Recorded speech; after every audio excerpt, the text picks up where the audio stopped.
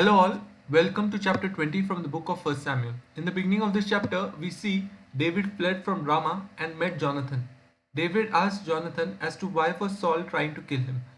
David says that Saul will try to kill him without informing Jonathan, as Saul knows that Jonathan likes David. Jonathan, on the other hand, says that Saul will not take such a big step without informing him. David proposes to test Saul's attitude. David says that he was supposed to dine with the king the next day. However, he will hide in the fields. In case Saul misses David and asks about him, then Jonathan was to seek permission for David to go to his hometown Bethlehem for an annual sacrifice involving the whole family. In case Saul gives his permission, then it would mean that David is safe. However, if Saul gets angry, then it would mean otherwise.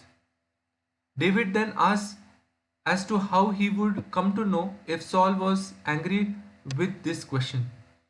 Jonathan says that David should hide in the fields like before and wait beside the rock Hazel. Jonathan says he will pretend to shoot 3 arrows at a target. He will then send a boy, and if he says to the boy, "Look, the arrows are on the side of you," this would mean that David is safe. However, if Jonathan says to the boy, "Look, the arrows are beyond you," then this would mean danger for David. We then see Jonathan also makes a covenant with David. As per the covenant, no harm was to come on Jonathan in the days when the Lord shall severely deal with David's enemies.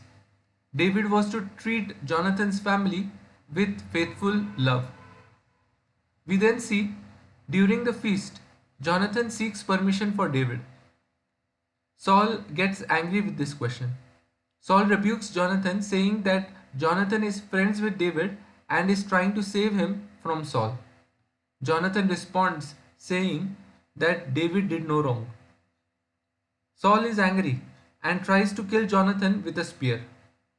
Jonathan then walks away from the feast.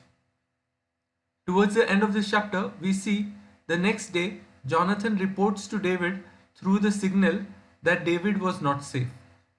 David then met Jonathan and bowed down to Jonathan 3 times. They kissed one another and they wept together, especially David. And then David fled. This is how the chapter ends. I hope you have enjoyed the video. Until next time, may God bless us all. Bye bye.